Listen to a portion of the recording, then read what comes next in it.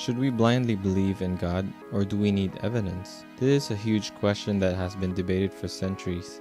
I think it's important to recognize that belief doesn't have to mean turning off your brain or ignoring the evidence. Belief, especially in something as important as God, involves understanding the implications of what you're choosing to accept. There's a nuance here. Do we need evidence to believe in God, or does faith operate independently of evidence? Now let's get right into this. I'm going to show you a clip from William Lane Craig, one of the most respected Christian philosophers and apologists out there. Craig has made significant contributions to Christian thought, particularly in areas of philosophy of religion and the existence of God. He holds multiple doctorates. He has debated prominent atheists like Sam Harris and Christopher Hitchens. Before we watch the clip, let me give you some context. In John chapter 20, verse 24 to 31, we find the story of Thomas, also known as Doubting Thomas. Let's read this passage so we can better understand the conversation William Lane Craig is responding to.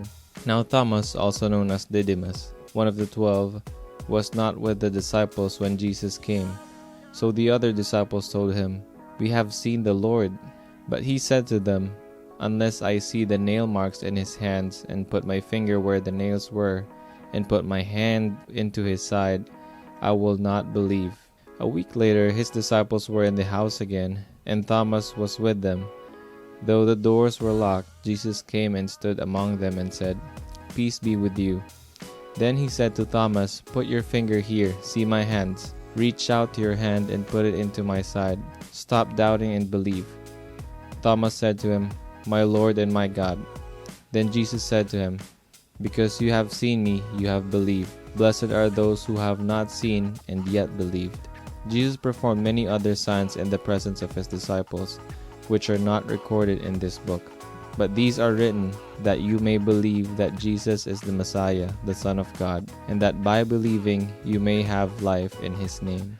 Do you believe because you have seen me? Blessed are those who have not seen and yet believe.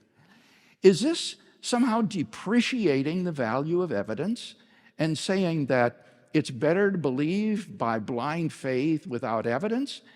I don't think that that's a proper understanding of the passage. What Thomas refused to do was to believe the apostolic testimony to the resurrection of Jesus. The other apostles had said to him, "We have seen the Lord." And Thomas refused to believe the apostolic witness to Jesus, but demanded that he himself be able to see the risen Lord. And I think what Jesus is saying, blessed are those who do believe the apostolic witness, but aren't demanding that I appear to them at every generation in history, to every individual who's ever born, but rather they believe on the basis of the eyewitness testimony that the apostles gave. And so that's why after that blessing on Thomas, it goes on to say, Jesus did many other signs in the presence of the disciples, which are not written in this book, but these are written so that you may believe that Jesus is the Christ, the Son of God. So John is emphasizing the sufficiency of the apostolic testimony that he delivers to the resurrection of Jesus, which Thomas doubted wrongfully, and we shouldn't be like Thomas. We should not demand that Jesus appear to me in my bedroom, but that we should believe the apostolic eyewitness testimony to this event. Alright, so what Craig is saying here is key. A lot of people interpret that passage as if Jesus is somehow praising blind faith. What Jesus is doing is highlighting the importance of believing based on reliable testimony. In this case, the eyewitness testimony of the apostles to his resurrection. Thomas wasn't just doubting Jesus. He was doubting the direct testimony of the people who had seen Jesus alive. This is crucial because it shifts the conversation away from blind faith to trust credible witnesses. The apostles were the eyewitnesses, and Jesus is essentially saying that you don't need to demand a personal appearance of Jesus in every generation to believe in his resurrection. You can rely on the reliable accounts of those who were there. So faith here isn't just about believing without evidence. It's about trusting the right kind of evidence. It's trusting the testimony of credible witnesses, which is the foundation of historical belief, not a leap into the dark. Now let's take a step back and talk about what it means to believe in something. Because I remember Jordan Peterson discussing how belief isn't just an intellectual agreement with an idea. It's about living in a way that reflects that belief. If you really believe in something, like God, it should change how you live. You should see the fruits of that belief in your actions. Whether that's striving for obedience even when you fall short, or dedicating yourself to something higher than your own desires.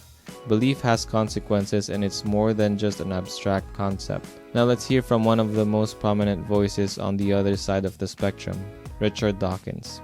Dawkins is a well-known evolutionary biologist and outspoken atheist who has argued for years that faith is inherently irrational. In this very short clip, Dawkins makes a strong claim about what faith really is. Faith means belief in something without evidence.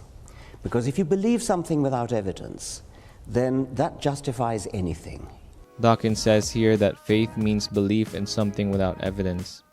But is that what faith really means? Let's break this down a bit.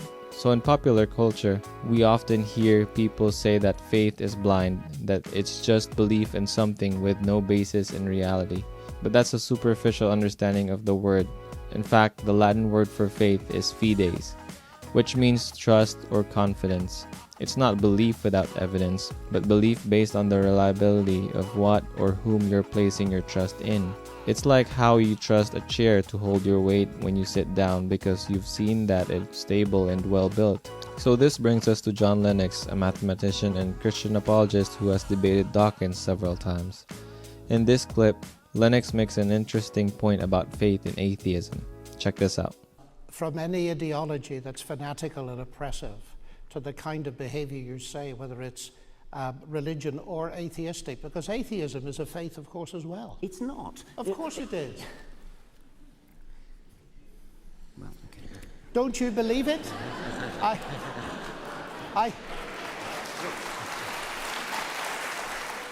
Lennox is pointing out something profound.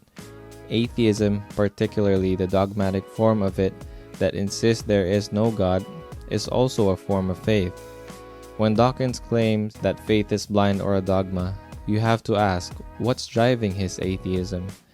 Atheists trust in a worldview where everything can be explained naturally, even though there are many things about the origins of life and the universe that science can't fully explain.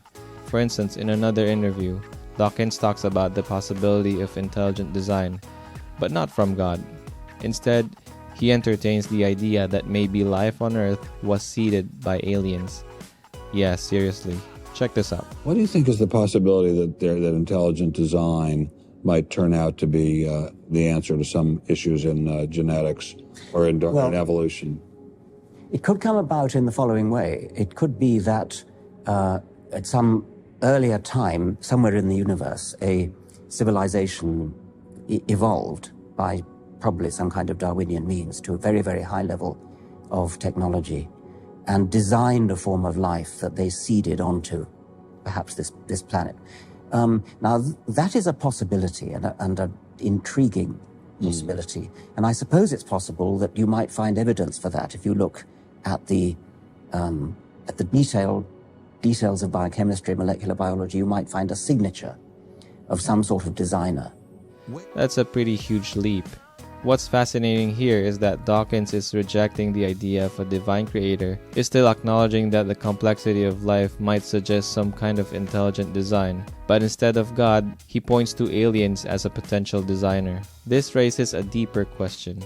If DNA, the information-rich blueprint of life, shows signs of design, where does that information come from? I mean, think about it. Information, like the kind encoded in DNA, typically comes from our mind. So, scientists like Francis Crick, one of the discoverers of DNA structure, famously said it looked as though someone monkeyed with it. There's something almost undeniable about the signature of intelligence in the way life is structured. Okay, so that brings me to my final clip. In this debate clip with Cy and Bruce claims that he doesn't believe in faith, but that he has confidence in something. Check this out. Could you be wrong about everything you said tonight? I do not believe I am wrong. That's not my question. My yes or no? level. You see, this is what the problem is, Cy. You deal with absolutes. Right. There's a range of confidence that people have. Are you saying there are no absolutes? There is a range of of confident Thank you. absolutes. There's another word game he's playing. Do I have any time, Christopher? 30 seconds, please. There is a confidence level that he completely ignores. He's going to say, do you know that anything is true? And I'm going to say, well, technically, no. Confidence I believe is... it's true because I have confidence that it's true. I have confidence that Sean's So not you going have to stab faith, me. Bruce? Bruce, you have faith? It's confidence, Bruce, it's not you have faith. Do you have, okay. You see, according to their worldview, our thoughts are nothing more than brain barf, chemical reactions. And they want to hold us to a standard that they simply can't justify without God. No. Bruce doesn't have faith. He doesn't have faith. He has confidence. Confidence. Confide, from the Latin, with faith.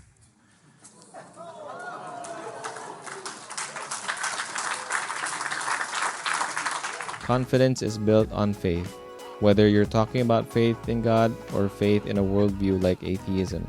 The question is, what is your faith in? Is it in blind natural processes, or is it in the idea that there is a mind behind the universe? So remember to think deeply about what you believe and why. Faith is not about blindly jumping into the dark. It's about trusting in the evidence and testimony that points us toward the truth. So if you enjoyed this video, please give it a thumbs up, subscribe for more content, and hit the notification bell icon so you don't miss any future uploads. Thanks for watching.